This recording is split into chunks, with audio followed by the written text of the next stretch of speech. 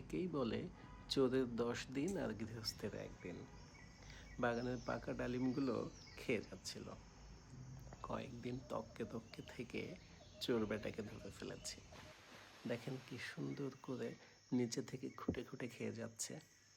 কষ্ট করে গাছ লাগিয়ে বছর ধরে পরিচর্যা করে যখন ফল খাওয়ার সময়, তখন চোর মহাশয় এসে হাজির।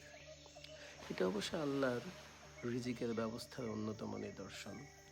কার রিজিক যে আল্লাহ কোথায় রেখেছেন সেটা কারো পক্ষেই বলা সম্ভব নয়।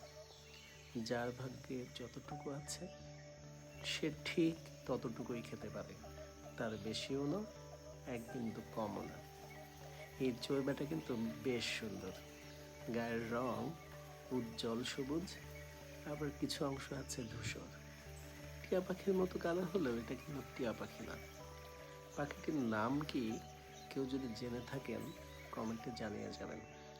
চোরের নাম পরিচয় জানা থাকা খুবই দরকার। প্রমাণকতা আছে, আপনারা সাক্ষী দিবেন। কখনো ইচ্ছে করলে মামলা ঠুকে দিব চোরের নামে। আর বলবেন কার কার ছাদের পাকা ফল এইরকম চোরে এসে হামলা করে খেয়ে যায়।